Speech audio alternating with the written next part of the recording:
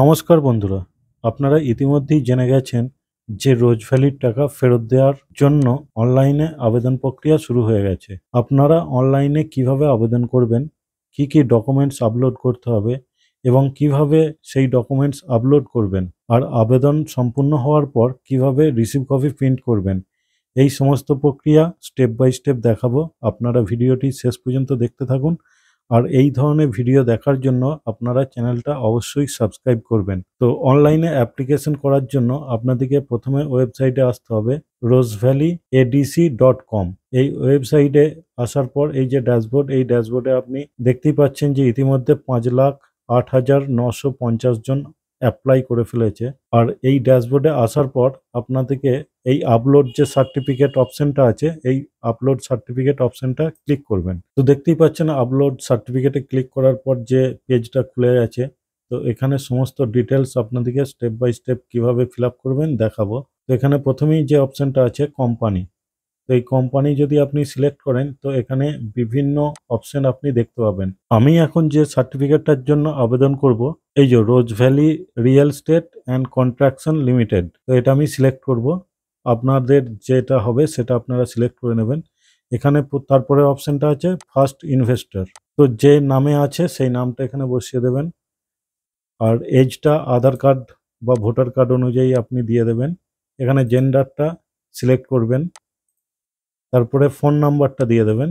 Email ID দেওয়ার পর এখানে ভেরিফাই চেক আউট করে নেবেন।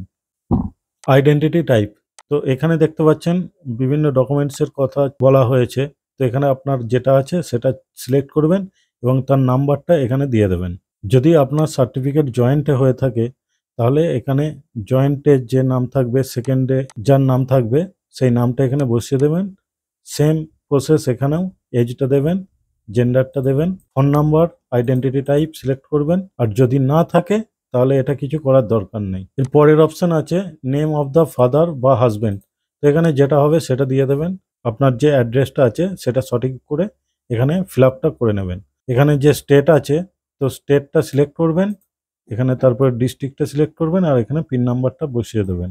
তারপরের অপশন আছে ব্যাংক ডিটেলস, তো এখানে আপনার যে ব্যাংক আছে তো সেই ব্যাংকটা চুজ করে নেবেন।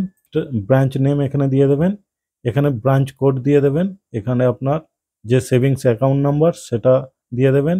আপনার যে ব্যাংকের বই আছে তাতে MICR যে নাম্বারটা হয় সেটা পেয়ে যাবেন এবং IFSC কোডটাও বইয়েতেই পেয়ে যাবেন। এখানে সেটা সঠিকভাবে দেওয়ার পর এখানে যে অপশনটা আছে ডিটেলস অফ ইনভেস্টমেন্টস, তো আপনার যে সার্টিফিকেট বা বন্ডটা আছে তাতে দেখবেন যে অ্যাপ্লিকেশন নাম্বারটা আছে সেখানে এটাই বসিয়ে দেবেন। তার উপরে যে সার্টিফিকেট হোল্ডার নেম, এখানে যার নামে আছে তার নামটা বসিয়ে দেবেন। ডেট অফ ইনভেস্টমেন্ট, তো এটা সিলেক্ট করলেই আপনাদের সামনে এরকম ক্যালেন্ডার খুলে যাবে।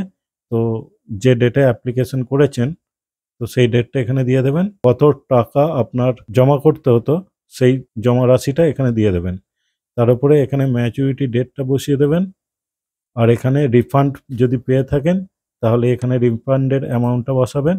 আর যদি না পেয়ে থাকেন তাহলে 0 করে দেবেন। তারপরে আপনার মোট জমা রাশির অঙ্কটা এখানে বসিয়ে দেবেন। ম্যাচুরিটির যে অ্যামাউন্ট সেটা এখানে বসিয়ে দেবেন। তো আপনার সার্টিফিকেটে লেখা থাকবে দেখবেন যে অ্যামাউন্ট পেবেল রুপিস, সেটা এখানে বসিয়ে দেবেন। তারপরে এখানে কন্টিনিউতে ক্লিক করবেন। ক্লিক করার পর এখানে ডকুমেন্টসগুলো আপলোড করতে হবে। তো এরপর আমরা এখানে ডকুমেন্টস আপলোড করব। প্রথমে কি চেয়েছে সার্টিফিকেটটা, তারপরে অ্যাকনোলেজমেন্ট যদি না থাকে তাহলে সার্টিফিকেটটাই দিয়ে দেবেন।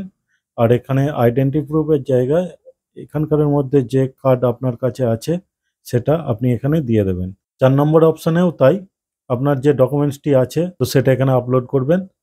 আর এখানে বলেছে 5 নম্বরে ফটোকপি ফ্রন্ট পেজ, আপনার ব্যাংকের যে সামনের পাতাটা আছে যেখানে আপনার ডিটেলস অ্যাকাউন্ট নাম্বার সমস্ত কিছু আছে সেই কপিটা স্ক্যান করে এখানে আপলোড করবেন। আর এখানে ক্যান্সেল চেকের কথা বলা হয়েছে, যদি না থাকে তাহলে আপনি পাসবুকটাই স্ক্যান করে আপলোড করবেন।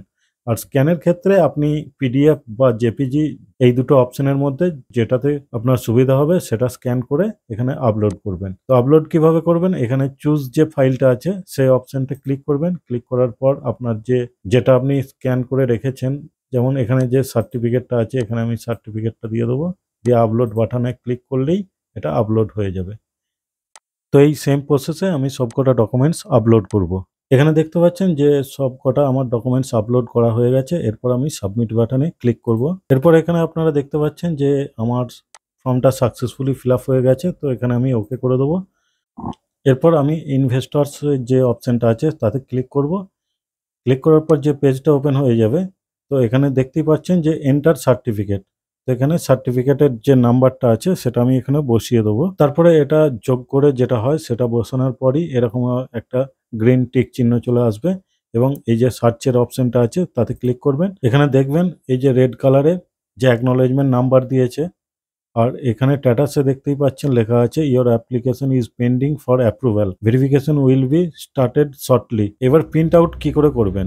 তো প্রিন্ট আউট করার জন্য আপনি এইখানেতে ক্লিক করবেন। ক্লিক করার সাথে সাথে একটু ওয়েট করবেন, কেননা সার্ভার ডাউন থাকলে অনেক সময় দেরি হয়। তো এই যে দেখছেন যে পেজ খুলে গেছে আর আপনি যা যা ফিল আপ করেছেন সমস্ত এই পেজেতে আছে। তো এটাই আপনাকে প্রিন্ট করতে হবে। তো এখানে উপরে দেখতে পাচ্ছেন যে প্রিন্টের অপশন দেওয়া আছে। তো এটা আপনি এখান থেকেই প্রিন্ট আউট করে নেবেন এবং সেটা পরবর্তীকালে আবার স্ট্যাটাসটা চেক করতে গেলে এই সেম প্রসেসেই আপনাকে চেক করতে হবে। এই ভিডিওর মাধ্যমে আপনাদেরকে দেখালাম যে কিভাবে রোজ ভ্যালি রিফান্ডের জন্য যে অনলাইন অ্যাপ্লাই করতে হচ্ছে, তো সেটা কিভাবে অ্যাপ্লাই করবেন তার সম্পূর্ণ প্রসেস আপনাদের সামনে তুলে ধরলাম। ভিডিও যদি ভালো লাগে তাহলে অবশ্যই লাইক করবেন, আর যদি নতুন হন তাহলে অবশ্যই চ্যানেলটা সাবস্ক্রাইব করবেন। দেখা হচ্ছে নেক্সট ভিডিওয়। ধন্যবাদ।